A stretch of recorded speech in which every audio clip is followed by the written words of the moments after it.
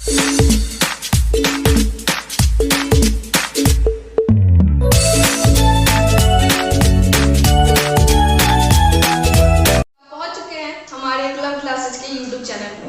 हम लोग सेट में इंटरवल सिस्टम भी देख चुके थे, नहीं टाइप ऑफ सेट, ये सारा चीज हमारा खत्म हो चुका है। अब हम लोग आते हैं ऑपरेशन ऑफ सेट्स पे। तो ऑपरेशंस ऑफ सेट्स में पढ़ने का जो पहला टॉपिक होगा हमारा, वो हम देखेंगे यूनियन।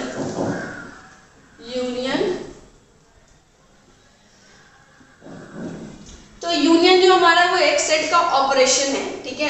जैसे हमारे मैथमेटिकल ऑपरेशन होते थे, एडिशन के, सब्सट्रैक्शन, मल्टीप्लिकेशन, डिवीजन, तो ये दो नंबर के बीच में होने वाला एक प्रक्रिया, एक प्रोसेस, एक ऑपरेशन था, ठीक है, राइट।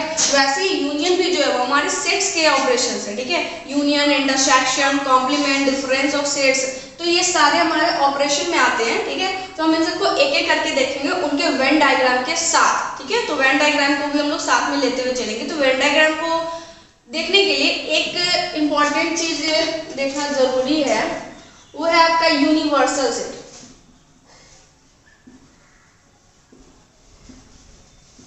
यूनिवर्सल सेट क्या होता है? ये एक ऐसा सेट होता है जिसमें ब्रह्मांड का हर एक एलिमेंट, चाहे वो बेंच हो, डेस्क हो, नेचुरल नंबर हो, हमारे सैटेलाइट हो, जितने भी हमारे एलिमेंट्स है, ऑब्जेक्ट है, थिंग्स है, वो सारा का सारा एलिमेंट इस सेट के अंदर आता है। यानी कि हम कह सकते हैं कोई भी सेट यूनिवर्सल सेट का सबसेट होगा ही होगा, ठीक है। यानी कि यूनिवर्सल सेट के अंदर ब्रह्मांड में जितने भी पाए जाने वाले एलिमेंट्स है वो सारे के सारे इसमें प्रेजेंट होते हैं, ये कंसिस्ट करता है उनको, ठीक है।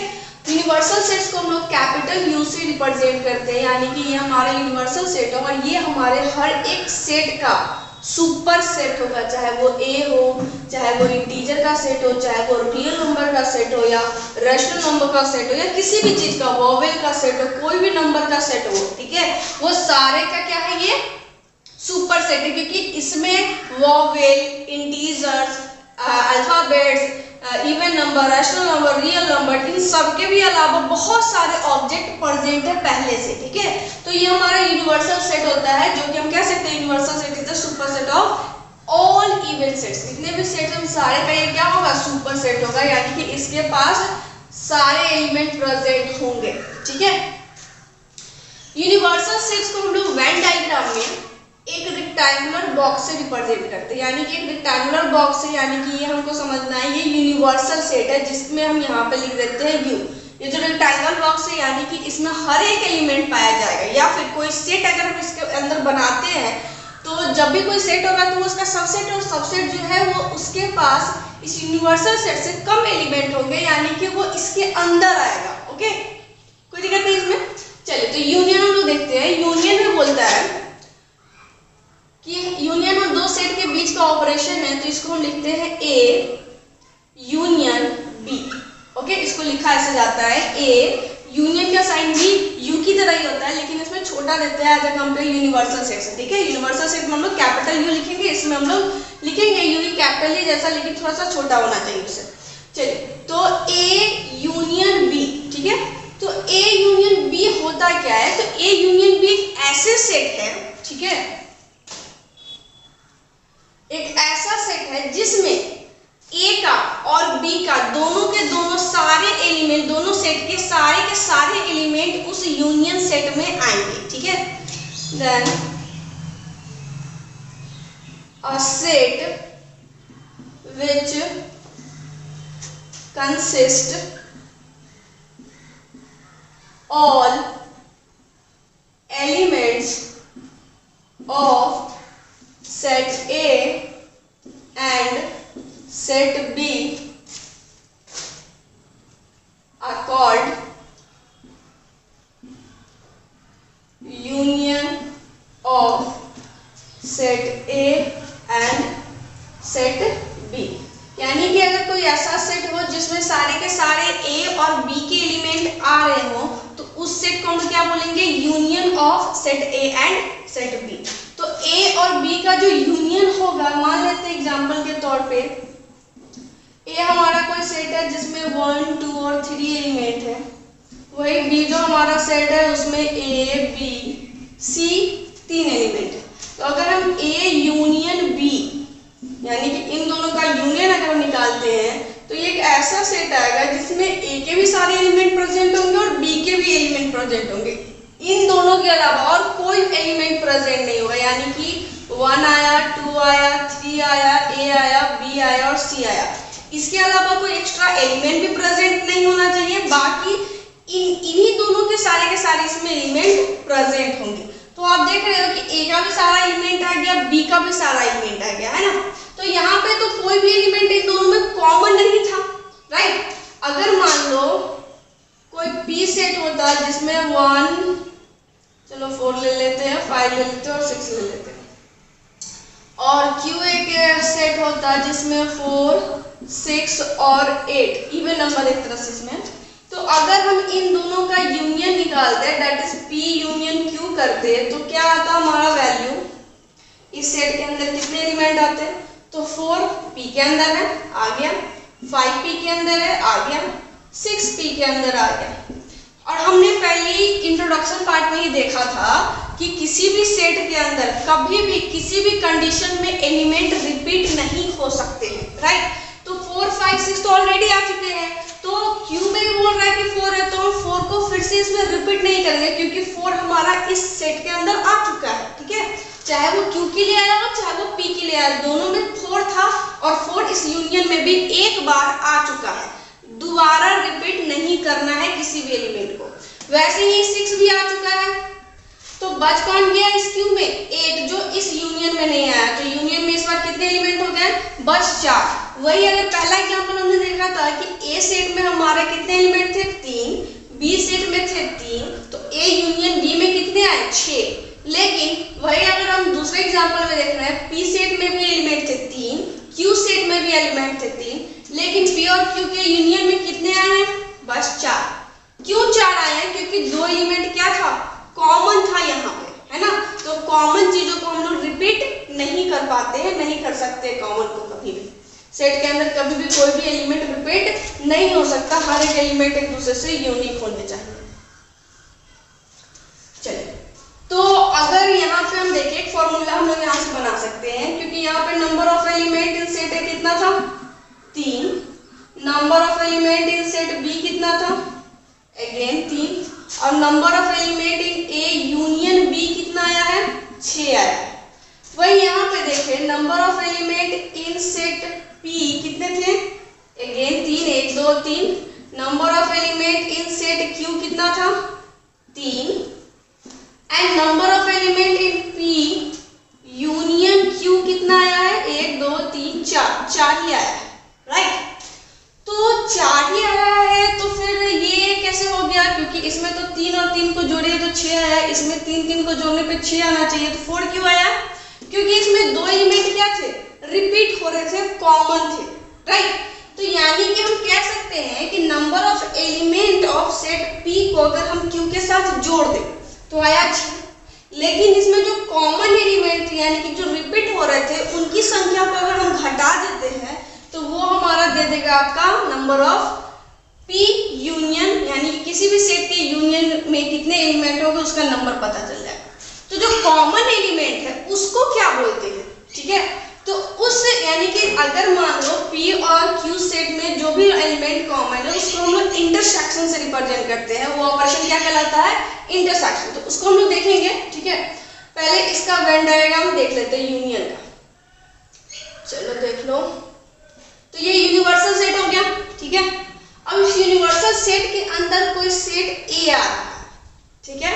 तो कोई भी सेट जो होगा उसको हम लोग सर्किल से रिप्रेजेंट करते हैं, यूनिवर्सल सेट को छोड़ के जितने भी सेट होंगे वो हमारे सर्किल या ऑबिल से ही रिप्रेजेंट होते हैं। तो सेट ए को मैं इसको रिप्रेजेंट कर रही हूँ, इसमें ये सेट ए है, तो सेट ए के अंदर कितने एलिमेंट थे, 1, 2 और 3। वही सेट बी है, सेट बी को भी मैं यहाँ रिप्रेजेंट कर रही हूँ। सेट बी में कौन कौन से एलिमेंट है, ए, बी और सी। तो हमने दोनों का यूनियन लिया है, तो यूनियन का मतलब क्या हो गया कि हमने ए के भी सारे एलिमेंट ले लिए हैं और बी के भी सारे एलिमेंट ले लिए हैं, ठीक है। ये दोनों आपस में टच इसलिए नहीं मैंने करवाया है या फिर ओवरलैप इसलिए नहीं करवाया क्योंकि इन दोनों के बीच में कोई भी एलिमेंट कॉमन नहीं है, तो कैसे ये आपस में टच कर पाएंगे, ठीक है। तो यानी कि हम कह सकते हैं ये वाला जो हमारा शेडेड रीजन है वो किसको रिप्रेजेंट कर रहा है, ए यूनियन बी को रिप्रेजेंट कर रहा है।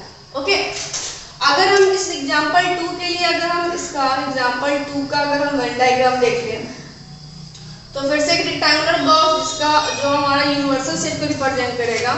इस बार हम बना रहे हैं पी सेट जिसके एलिमेंट क्या क्या है 4, 5 और 6 है, राइट। और वही क्यू सेट है जिसमें भी 4, 6 और 8 है। तो यहाँ पे 4 और 6 क्या है कॉमन एलिमेंट है जिसके कारण ये ओवरलैप करेगा क्यू सेट पी के ऊपर। तो ये जो 6 जो एलिमेंट हमें दिख रहा था वो हम कॉमन रीजन में इस एलिमेंट को लिखेंगे, यानी कि ये वाला जो हिस्सा आपका दिख रहा है वो पी सेट का भी और क्यू सेट का भी है। तो इसके अंदर ही हम लिखेंगे 4 को और 6 को, ठीक है। तो बच गया कौन सा एलिमेंट गया पी में 4, 6 तो यहाँ आ ही गया, बच कौन सा गया 5। तो ये 5 हो गया और इधर क्यू में 8 बच गया, तो इधर हम 8। तो इस क्यू सेट में कौन कौन सा एलिमेंट है 4, 6, 8। पी सेट में कौन कौन से एलिमेंट है 5, 4, 6। ओके, तो यूनियन अगर हम कहेंगे तो यूनियन हमारा ये पूरा पार्ट हो जाएगा, यानी कि ये पूरे शेडेड रीजन हमारे क्या कहलाएंगे पी यूनियन क्यू कहलाएगा। यानी कि हम हर एक एलिमेंट को एक बार ले रहे हैं, वो सारा सेट हमारा सेलेक्टेड हो गया है और ये पूरा रीजन क्या कहलाएगा हमारा पी यूनियन क्यू कहलाएगा। तो आई होप ये आप लोगों को यूनियन का कंसेप्ट क्लियर हुआ होगा, ठीक है। आगे इंटरसेक्शन देखते हैं जिससे हम और भी यूनियन पे फिर से बात करेंगे इसके फॉर्मूले के बारे में जब हम इंटरसेक्शन देख लेंगे तो, ठीक है। एक बार इंटरसेक्शन देख लेते हैं। तो इंटरसेक्शन ऑफ सेट हमारा नेक्स्ट ऑपरेशन है, इंटरसेक्शन ऑफ सेट। तो इंटरसेक्शन ऑफ सेट को हम लोग उल्टा यू से रिप्रेजेंट करते हैं, ठीक है। तो इसमें क्या बोला जाता है कि एक ऐसा सेट, ठीक है, एक ऐसा सेट जो दो सेट के कॉमन एलिमेंट्स का सेट हो, ठीक है, यानी कि a set which consists all common element of set A and set B, ठीक है। तो सेट ए और सेट बी का जो भी कॉमन एलिमेंट हो गए उन एलिमेंट का एक सेट जो होगा उसी को हम लोग क्या बोलेंगे इंटरसेक्शन ऑफ सेट, किसका ए और बी का इंटरसेक्शन। तो इंटरसेक्शन को हम लोग ऐसे रिप्रेजेंट करते हैं, सेट ए हो गया, ये इंटरसेक्शन का सिंबल हो गया और ये सेट बी हो गया, ओके। तो यहाँ पे अगर हम देखें जैसा कि एग्जांपल लिखा गया था हमारा ए और बी का, तो 1, 2, 3 एलिमेंट थे और बी में क्या था ए बी सी था, राइट। तो इन दोनों में हमें जो कुछ इंटरसेक्शन में यानी कि एक भी एलिमेंट कॉमन है क्या इन दोनों में, नहीं है। तो कॉमन जब कुछ नहीं होगा यानी कि एलिमेंट के किसी सेट के अंदर एक भी एलिमेंट नहीं आएंगे, यानी कि वो क्या है इम्प्टी सेट है, दैट इज 5, राइट। तो इस बार क्या आ गया, अगर यानी कि किसी दो सेट के बीच में कॉमन एलिमेंट नहीं होंगे तो उसका रिजल्ट क्या होगा, वो 5 सेट कहलाएगा। वही अगर हम P का इंटरसेक्शन Q सेट के साथ ले तो क्या आएगा, P सेट और Q सेट में कॉमन एलिमेंट थे, कौन कौन से 4 कॉमन है और 6 कॉमन है। तो इस सेट के अंदर कौन कौन से एलिमेंट आएंगे 4 और 6 आएंगे, राइट। इसको भी वेन डायग्राम से देखते हैं। फिर से वही ये यूनिवर्सल सेट हो गया रेक्टेंगल, P और Q सेट। तो P और Q में जो कॉमन था वो 4 और 6 था, P में हमारा एक्स्ट्रा एलिमेंट 5 था और Q में एक्स्ट्रा एलिमेंट 8 था, ओके। तो अब देखो यहाँ पे इंटरसेक्शन जो बोलता है वो कॉमन एलिमेंट बोलता है, यानी कि P का भी पोर्शन और Q का पोर्शन कहाँ पे एक दूसरे के ऊपर रिपीट कर रहा है। तो ये जो पोर्शन आपको दिख रहा है बस ये पोर्शन जो है हमारा किसको रिप्रेजेंट करेगा इंटरसेक्शन ऑफ सेट को, यानी कि ये है आपका P इंटरसेक्शन Q। ये किसको रिप्रेजेंट कर रहा है P इंटरसेक्शन Q को, राइट। चलिए ठीक है, अगर हमें रिप्रेजेंट करना हो एक ही वेन डायग्राम में तो यहाँ पे देखो ऐसे जो कट कर रहा है वो हमारा रिप्रेजेंट कर रहा है P यूनियन Q को, और ये जो डबल क्रॉस्ड हो गया, ये वाला जो हमारा डब्बा, ये पोर्शन जो रीजन से रिप्रेजेंट कर रहा है वो किसको कर रहा है? P intersection Q। ठीक है, तो यहाँ पे हम देख रहे हैं कि A number of element in set A कितने आए थे? 3। Number of element in set B कितने आए थे? 3। Number of element in A union B कितना आया था? 6 का 6। ठीक है, लेकिन वही यहाँ पे अगर number of element in A intersection B निकाल तो कितना आएगा? 0, क्योंकि ये 5 सेट है, इसमें एक भी एलिमेंट कॉमन नहीं आया, राइट। तो इसको हम यहाँ लिख ले। चलिए एग्जाम्पल को हटा देते, थोड़ा साफ हो जाए और आप लोग को क्लियर वे में समझ आए। चलिए एक एग्जाम्पल मैं यहाँ हटा रही हूँ। हाँ, तो हमने देखा था कि number of element in set A था 3, 1 2 3। Number of element in set B था वो भी 3, A B C। और number of element in A union B आया था 6। वही number of element in A intersection B कितना आ रहा है? 0। तो हम यहाँ से कह सकते हैं कि number of element in A union B जो होगा वो बराबर होगा number of element in A plus number of element in B minus number of element A intersection B। देखो ये 6 आया था और number of element in set A कितने थे? 3। Number of element in set B कितने थे? 3 minus number of element in A intersection B कितना था? 0। यहाँ मैंने माइनस इसलिए किया है, क्यों? क्योंकि अगर आप इस एलिमेंट इस सेट के और इस सेट को जोड़ देते हो तो ये जो कॉमन है वो दो बार ऐड हो जा रहा है, तो इसलिए हमें एक बार यहाँ क्या करना पड़ रहा है? घटाना पड़ रहा है। तो यहाँ पे कितना आया जोड़ के? 6। और इधर भी कितना आया? 6। वही अगर हम सेट P और Q के लिए ये चीज करते हैं तो सेट P में number of element in P कितने थे? 3। Number of element in Q set कितना था? 3। Number of element in P intersection Q कितना आया? 4। वही number of element in union P intersection Q कितना आया था? 2 आया था, राइट। यहाँ देखो 2 एलिमेंट आया ना, तो अगर यही फॉर्मूला इस P और Q सेट के लिए अगर हम एप्लीकेबल करते हैं तो number of element in P union Q is equal to number of element P number of element in set Q minus number of element in P intersection Q। तो इसमें कितने एलिमेंट थे टोटल यूनियन वाले में? Union में हमारा कितना आया था? 4, राइट, 4 आया था। वही equal to number of element in P set कितने हैं? 3। Number of element in Q set कितना है? 3। और number of element in P intersection Q set कितना आया है? 2 आया है। तो आप 6 में से 2 हटाओगे तो 4 ही आएगा ना। तो यानी कि एक फॉर्मूला हो गया, जब भी आपको यूनियन निकालना हो किसी दो सेट का और आपको नंबर ऑफ एलिमेंट इन दोनों सेट के पता हो और उसके इंटरसेक्शन पता हो तो आप उसका यूनियन निकाल सकते हैं, या फिर अगर आपको यूनियन पता है, उस सेट के अंदर के एलिमेंट्स पता है तो आप उसका इंटरसेक्शन निकाल सकते हो। यानी कि यहाँ पे 4 वैल्यू दी गई है, अगर आपको उसमें से 3 वैल्यू दी जाती है, कोई भी 3 वैल्यू, तो आप चौथा वैल्यू आसानी से निकाल सकते हो इस फॉर्मूला की मदद से। एक तरह से आपका फॉर्मूला हो गया जो आपको दिमाग में रखना है। वही अगर आप वेन डायग्राम से बनाते हो तो आपको फॉर्मूला याद में रखने की जरूरत नहीं है, आप वेन डायग्राम से भी इजीली बना सकते हो, राइट। चलिए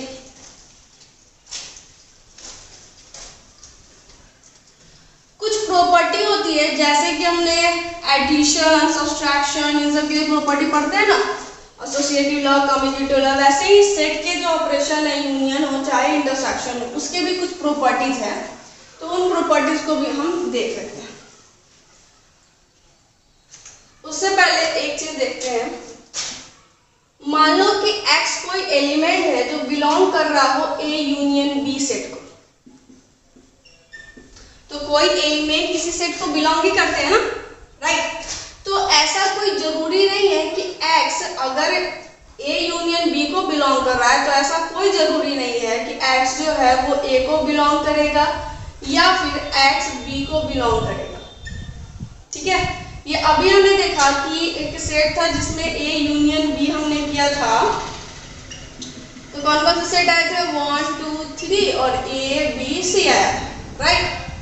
तो 1 जो था वो A सेट का तो एलिमेंट था लेकिन B सेट का नहीं था, तो 1 जो है वो A को तो बिलोंग करेगा, लेकिन 1 क्या B को बिलोंग करेगा? नहीं। B में कौन कौन से सेट थे? A B और C था। तो ऐसा कोई जरूरी नहीं है कि X अगर A यूनियन B को बिलोंग कर रहा है तो वो ए को और बी दोनों को बिलोंग करेगा ही करेगा। हो सकता है कि एक्स ए का एलिमेंट हो बी का ना हो, ठीक है, या एक्स दोनों का एलिमेंट हो, जैसे पी और क्यू वाले सेट वाले एग्जांपल में 2 और 4 दोनों के एलिमेंट थे, राइट। तो ऐसा कुछ कहा नहीं जा सकता। लेकिन अगर कोई element x A intersection B को बिलोंग कर रहा है तो ये बिल्कुल जरूरी है कि एक्स ए का भी एलिमेंट होगा एंड एक्स बी को भी बिलोंग करेगा, ठीक है। अभी देखा था ना पी और क्यू का जब इंटरसेक्शन निकाले थे हमने, पी और क्यू सेट का इंटरसेक्शन निकाला था तो 2 और 4 आया था, तो 2 पी का भी एलिमेंट था और क्यू का भी एलिमेंट था, कॉमन एलिमेंट है तो इंटरसेक्शन में आते हैं ना। तो अगर कोई एलिमेंट एक्स इस सेट को बिलोंग कर रहा है तो ये एलिमेंट ए का भी होगा और बी का होगा, ऐसा कंपलसरी है, ठीक है। तो नेक्स्ट इसकी प्रॉपर्टी देखनी है।